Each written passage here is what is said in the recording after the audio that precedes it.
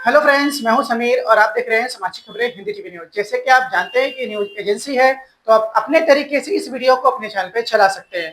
आज हम बात करेंगे बालू माफियाओं के ऊपर। बालू माफियाओं के बारे में आपने अक्सर देखा होगा कि कहीं ना कहीं जो भी समंदर के किनारे का इलाका होता है, यहाँ पर वो लोग समंदर से रेती निकालते हैं और ले जाकर ठेकेदारों के जो घर बनाते हैं इलीगल तरीके से उनको वो बेचते हैं, जिसके बदले कुछ पैसे उनको मिलते हैं। लेकिन कहीं ना कहीं देखा जाता है जो भी समंदर के किनारे का एरिया होता है वहां पे अक्सर जनता जाती है घूमने के लिए, वो टूरिस्ट प्लेस होता है। कभी कभार ऐसा होता है कि जब भर्ती आती है और वहां का जो रेत होता है जब निकाला हुआ होता है, तब जब जनता वहां नीचे जाते है तो उसका डिसबैलेंस होता है, क्योंकि उसे ऐसा लगता है कि स्टेप बाय स्टेप वो चल रही है तो कहीं ना कहीं स्टेबल रेत है। लेकिन जहां से रेत जब निकाल लिया जाता है तो वहां पर खड्डा हो जाता है, जिसकी वजह से उनका पैर अचानक से खड्डे में जाता है और उनको डूबने जैसा फील होता है। कई बार वो डूब भी जाते हैं, कई बार उनकी जान भी जाने का शंका रहता है और कई बार हम कहेंगे कि डूब भी जाते हैं। कई बार देखा जाता है कि एरिया के जो लाइफ गार्ड होते हैं, जिसको डिपार्टमेंट अपॉइंट करती है, वो उनको बचा लेते हैं। लेकिन हर बार इतना आसान बचाना किसी को नहीं होता है। कई बार हम देखते हैं कि रात का समय हो जाता है, अंधेरे का समय जब कोई नहीं बचाने वाला था तो उनकी जान भी चली जाती है। इसी तरह से हम बातचीत करें आज मलाड वेस्ट में, मलाश वेस्ट, सिल्वर बीच, अक्सा बीच, मारवे बीच, जो भी मलाड वेस्ट में बीचेस हैं लाकर बेचा जाता है। हम देखते हैं नजदीकी जो भी एरिया होता है, यहाँ के माफिया, यहाँ के कॉन्ट्रैक्टर्स उस रेत को खरीदते और उससे घर बनाते। कहीं ना कहीं ये भी कहा जाता है कि उससे घर जो बनाया जाता है वो अच्छा नहीं होता है, उसके बावजूद ये बनाते हैं, बंगलोज बनाते। इसी को देखते हुए भारतीय जनता पार्टी के विनोद शेलार, जो कि एमएलए इलेक्शन लड़ चुके हैं प्रेजेंट टाइम पे, इन्होंने जाल बिछाया और उन माफियाओं को पकड़ा सिल्वर बीच से। ऐसा उन्होंने बयान दिया है कि उनको पुलिस पर भी आशंका थी। उनका कहना था जब हम पुलिस को बताते हैं तो पुलिस पहले ही उनको इन्फॉर्म कर देती है। इसके पहले उन्होंने कई बार किया था जिसमें पुलिस के इन्फॉर्म करने में वो पकड़े नहीं गए थे, लेकिन इस बार उन्होंने पुलिस पर आशंका दिया, कहा कि हमने पुलिस को भी गलत इंफॉर्मेशन दी, कहा कि मारपीट हुआ और पुलिस को अपने साथ लेकर गए। कुछ लोग जब भाग रहे थे उनके कार्यकर्ताओं ने और पुलिस डिपार्टमेंट ने मिलकर उन्हें पकड़ा और मालवनी पुलिस स्टेशन में कई लोगों पर ये एफआईआर दर्ज हुआ है। आइए दिखाते हैं विनोद शेलार का बयान। मड, अक्सा, सिल्वर बीच, यहाँ पर बीच के ऊपर सैंड माफिया सैंड चोरी कर रहे थे। इसके बारे में हमें थोड़ी जानकारी मिली थी। सिर्फ कितने बजे आते, कैसे आते, उनका मोडस ऑपरेंडी क्या है, ये थोड़ा हमें स्टडी करना था। जब भी हमारा स्टडी पूरा हुआ, मेरे साथ इधर हमारे महेश पाटिल जी है, यहाँ पर प्रमोद यादव है और भी कभी सही सारे कार्यकर्ता थे। हम लोगों ने एक बार मार्कआउट किया कि कौन से टाइम पे आते हैं, और परसों के दिन हमने रात को 1 बजे एक जगह पे ट्रैप बना के रखा था और बराबर हमारे ट्रैप के हिसाब से 1:45 बजे लोग वहां पर एक 8-7 लोग बालू चोरी करने के लिए पूरी गोनी बोनी लेकर वहां पर आ गए और उन्होंने गोरी में बालू सैंड भरने का काम चालू किया। उनका ट्रक आने वाला ही था, क्योंकि ये पूरा ट्रक टेम्पो लेके आते हैं और हर रात को ये होता है। हम लोग वहां पर जब हमने देखा कि वो आए हैं, हमने इमीडिएटली अक्सा की बीट चौकी है वहां से पुलिस को भी लेके आए साथ में, और पुलिस एक अलग एरिया से और हमारे कार्यकर्ता अलग साइड से, ऐसे हमने एक ही टाइम पे धावा बोल दिया। जैसे ही धावा बोल दिया, वो जो 7 लोग थे उनमें एकदम हड़बड़ी मच गई और लोग इधर उधर दौड़ने लगे। 4 लोग ये किनारे तक यानी ऊपर तक एरिया में मेन रोड पे भाग के गए। 3 रोड समंदर में गए और समंदर में पानी में जाके छुप गए लिटरली। और आप सोचिए, पूरा अंधेरा था, भर्ती का टाइम था, ज्वार का टाइम था, और पानी में गए और फिर वो छुप गए पानी में, तो हम पकड़ नहीं पाए। लेकिन हम लोग किनारे पे रुके थे, अंधेरा होने के कारण कौन कहाँ छुपा हुआ वो देखना बहुत इम्पॉसिबल था। फिर हमने स्कूटर लाई, स्कूटर के लाइट डाली, फिर कार लाई, उसके लाइट से अंदाज हमने देखा तो हमें थोड़ा लोकेट कर पाए।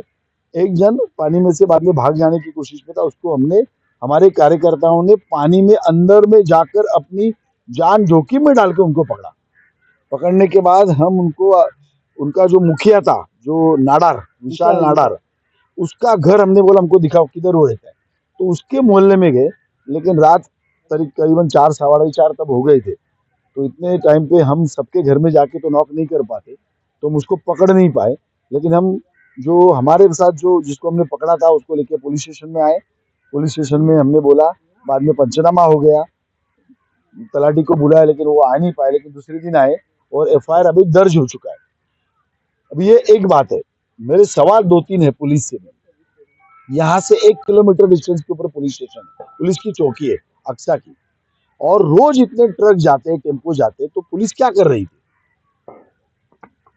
आपकी जानकारी के लिए हमें थोड़ा पुलिस के ऊपर भी शक है, जो है वो है। इसके लिए हमने जब पुलिस को 3 पुलिस को लेके आए, तब उनको ये बोला नहीं कि हम सैंड माफिया को पकड़ने आ रहे हैं। हमने उनको बोला मारा मारी हुई, आप हमारे साथ चलो, क्योंकि हमें थोड़ा डर था कि ये पहले इन्फॉर्म ना कर दे। फिर वही हमने झूठा बोल के उनको बीच तक लेके आए, और फिर बाद में उनको उधर आने के बाद बताया कि ऐसा ऐसा है, तो उनके पास भी कोई चारा नहीं था। तो ये चीज है कि पुलिस का इसमें जो रोल है वो थोड़ा संदेह का है। नहीं तो रोज इतने टेम्पो जाएंगे और उनको मालूम नहीं है, बाजू के अक्सा में से भी हो रहा है। और आपको मैं ये बात बोलता हूँ, ये कोई सिर्फ कल जो पकड़े हुए 7 लोग या उनका मुखिया विशाल नाडार, इसका ही मुद्दा नहीं है। मुद्दा ये भी है कि विशाल नाडार को पकड़ना चाहिए, इसके लिए कल से हम प्रेशर डाल रहे हैं। और आज खुशी मुझे हो रही है, अभी दोपहर को विशाल नाडार को पुलिस ने पकड़ा है, उसको अरेस्ट किया है और अभी कोर्ट में लेके गई।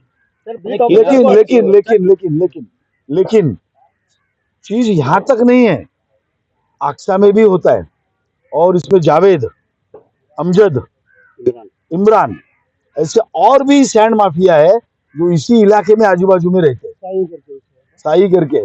ये सभी ये काम करते हैं। मैंने पुलिस को नाम भी दिए, इन सभी को भी अरेस्ट होनी चाहिए, और उनके ऊपर सदोष मनुष्यवध यानी गैर इरादन मनुष्यवध, ये गुना उनके ऊपर होना चाहिए। मैं इसके बोलता हूँ, इसके पीछे रीजन है, क्योंकि जब ये लोग वहां की सैंड निकालते हैं, उधर खड्डा हो जाता है, और बेचारे कॉमन लोग हैं ना, वो जब वहां पर जाते पानी में, वो चलते जाते और अचानक खड्डा आता है, उनका बैलेंस निकल जाता है और लोग मरते हैं।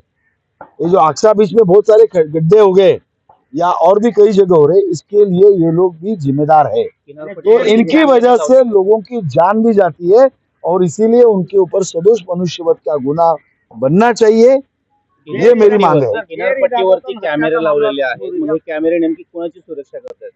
बघा, ह्याच्यामध्ये असं आहे ना, की जे कॅमेरे लावलेत ना, ते सुद्धा मला एवढं विचित्र वाटतं की जिथे वाळू भरत होते तिथे, आणि पुढचे त्यांचे 3-4 स्पॉट आहेत जिथे वाळू नेहमी ते लोक चोरतात, तिकडचे कॅमेरे जे स्ट्रॉंग कॅमेरे आहेत, पण ते असे उलटे करून बंगल्यापर्यंत त्यांचं तोंड केलं होतं. म्हणजे हे प्री प्लॅन्ड होतं. अधिकाऱ्यांचा पण हस्तक्षेप असेल. निश्चितच आहे, कारण ते कॅमेरे असे फिरवले होते की आपण पकडमध्ये येणारच नाही. त्यामुळे हे सर्व प्लॅन करून कुठेतरी अधिकारी, प्रशासन, पोलीस यांना पण याच्यातला काहीतरी चिरीमिरी जाते, अशा पद्धतीने काम होत है। ये बीट नंबर कितना है और यहाँ के अधिकारी कौन है, बीट ऑफिसर कौन है? देखो, इधर ऐसा है ना, पुलिस में अमोल वालावलकर करके एक अधिकारी है, उसके तो आए दिन तकरार होती है। ये तो सिर्फ पैसे का ही काम करता है और कलेक्शन का काम करता है। ये जितनी शूटिंग होती है ना, पैसा इसके पास जाता है, ये सब वही काम करते रहता है। ये और उसको कोई भी इधर का कुछ भी समस्या यहाँ की जनता देके जाती है, तो उसके पास वक्त ही नहीं होता है। वो बोलता है मेरा काम ही नहीं है, मेरे को तो क्या है, खाली जमा करना है बस। तो इस तरह के अधिकारी रहेंगे ना, तो मलाड की जनता का भविष्य असुरक्षित है। सबसे बड़ी चीज, इसी मुंबई में समंदर से आकर लोगों ने मुंबई पे बहुत बड़ा हमला किया था, आपको मालूम है? कसाब कहाँ से आया था? वही मैं आ रहा हूँ, कसाब कहाँ से आया था? यहाँ से आया था। इसके बावजूद भी ये हालत है। अभी वो दाना पानी बीच पे ऊपर तो पुलिस चौकी भी बनाई है। यहाँ पर कोस्टल सिक्योरिटी का कोई मानना ही नहीं है। तो प्रशासन का उतना ध्यान है ही नहीं, और पुलिस का तो थोड़ा भी ध्यान नहीं। पुलिस को इसके बारे में बहुत से हम फीडबैक दे रहे हैं, और आज मेरी पुलिस से एक खुली मांग है कि आपने ये जो पूरा नेक्सस है सैंड माफिया का, इस पूरे नेक्सस के ऊपर काम करना पड़ेगा आपको। एक को पकड़ा है, दूसरे को अरेस्ट की है, यानी विषय खत्म नहीं होता। उस दिन 7 लोग वहां पर थे, और आपको ये बात बताते हुए मुझे दुख भी हो रहा है। हम कम से कम पौना घंटा बाहर पानी के ऊपर, रात को 3-3:30 बजे तक, कहाँ से वो बाहर निकलेंगे, तो पुलिस एक साइड, बीच में हमारे कार्यकर्ता ऐसे हम लोग लगे हुए थे। पौना घंटा वो पानी के अंदर थे, और अंधेरे के कारण हम लोकेट कर नहीं पा रहे थे, लेकिन हम गए नहीं। लेकिन आपको बताओ, जब पकड़ के हम उनको लेके गए, बाद में उसके मास्टरमाइंड के घर जाकर हमने जाने का प्रयास किया, पुलिस स्टेशन में गए, तो वो 2 घंटे में ये फिर आ गए उधर, ये फिर आ गए, वहां की गोनिया वो लेकर गए, वो फावड़ा बिवड़ा था वो लेकर गए, और एक ट्रक फिर भी आया उधर, उसके निशान पहिए के वहां दिख रहे थे।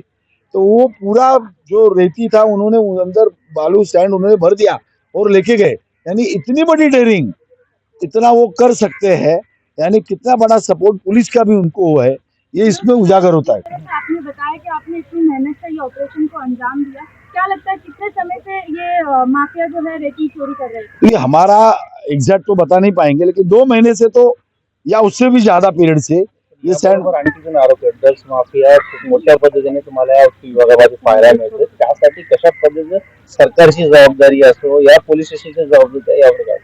बघा, या मालाडमध्ये ड्रग्स माफिया तर आहेतच। आपको आपने देखा होगा 300 किलो का ड्रग्स का एमडी का सामान बीच में निकला, फिर 6 किलो की एमडी की। उसके अलावा आज भी मैंने कुछ भेजा है कमिश्नर को, कुछ मेरे को डेटा था कि यहाँ ऐसा हो रहा है करके, तो वो भी मैंने डिटेल्स आज दिए। तो ड्रग्स माफिया का तो बहुत बड़ा रैकेट यहाँ पर है, यानी यहाँ भरनी भी होती है, यहाँ शूटिंग के ऊपर अनऑफिशियल शूटिंग करके पैसा भी कमाया जा रहा है, किसी शूटिंग की परमिशन नहीं ली जा रही है, एनक्रोचमेंट हो रहा है। अभी कुछ पेंडिंग था तो ये सैंड माफिया था, तो वो भी अभी मलाड में सक्रिय हो चुका है।